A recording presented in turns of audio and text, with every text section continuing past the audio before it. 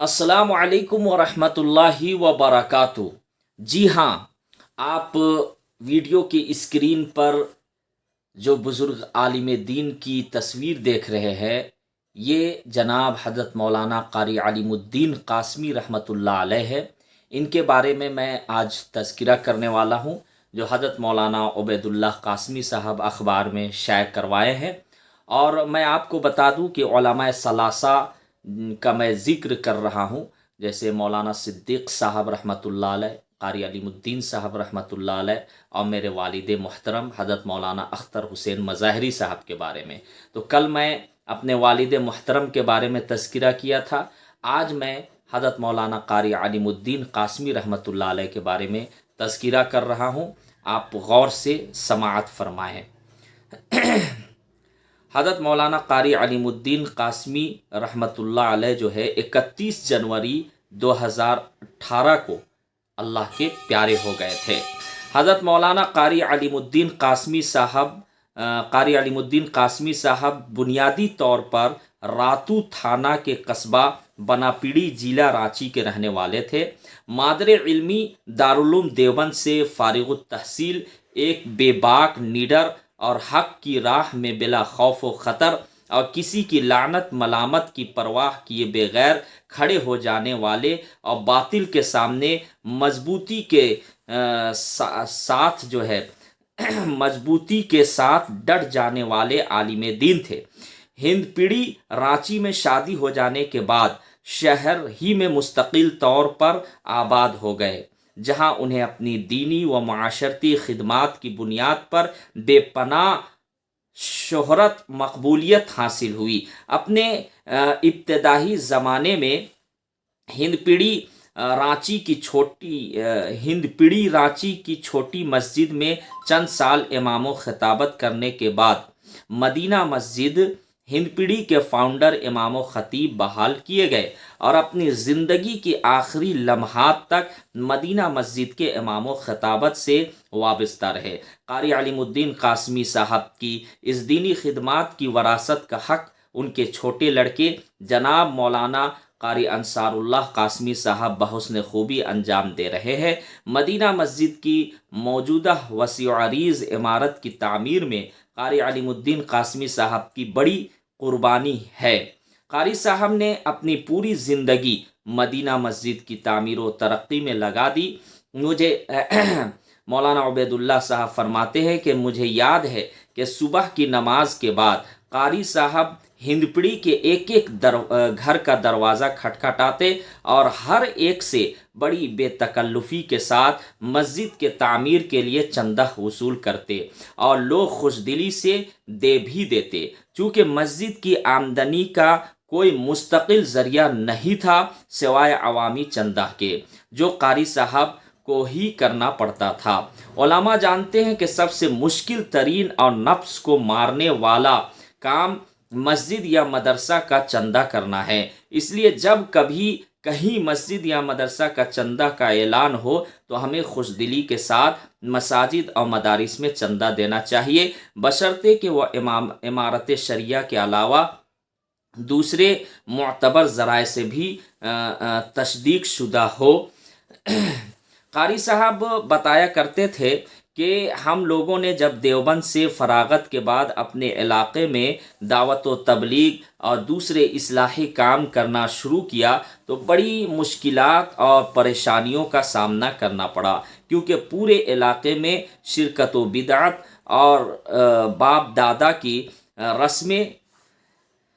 रस्में जो है वो पकड़ी हुई थी। जहालत का अंधेरा छाया हुआ था। ऐसी हालत और ऐसे माहौल में हम लोगों ने गांव-गांव का दौरा किया, लोगों को दीनी तालीम हासिल करने और शिर्क व बिदअत और बेहुदा रस्म व रिवाज से दूर रहने की तलकीन की और बातिल जमातों और तहरीकों के मुकाबले में खड़े हो जाते थे। कारी अलीमुद्दीन साहब पूरी ज़िंदगी मदीना मस्जिद के मेंबर व मेहराब और दीनी जलसों के तसल्लुत से किसी की लानत मलामत और मुखालिफत की परवाह किए बगैर हमेशा शिर्क व बिदअत की सनात और कबाहत और उसके बुरे अंजाम से आवाम को मुतनब्बह करते रहे। قاری صاحب کی ذات ہی نے مختلف جلسوں اور پروگراموں میں ملک کے مایہ ناز اور بڑے بڑے علماء کرام اور بزرگان دین کو دعوت دے کر بلایا اور ان عظیم ہستیوں سے رانچی والوں کو روشناس کرایا اور ان سے ملاقات اور ان کی زیارت کا شرف حاصل ہوا، کیونکہ ان سارے بزرگ علماء کرام کا قیام مدینہ مسجد میں ہی ہوا کرتا تھا، جس سے شہر والے بآسانی شرف ملاقات حاصل کر لیا کرتے تھے۔ اس معاملے میں اب شہر میں ایسا کوئی عالم دین نہیں ہے جو قاری علیم الدین قاسمی صاحب کی جگہ لے سکے۔ قاری صاحب اکابر علماء دیوبند کے نقش قدم پر چلنے والے اور آج آپس میں جو ہے وہ بغض اور حسد، جلن اور دوسرے کو نیچا دکھانے اور گرانے میں دیوبند کو جو ہے نقصان پہنچانے میں فخر محسوس کر رہے ہیں۔ قاری صاحب اسی طریقے سے میں آگے پڑھ کے بتاتا ہوں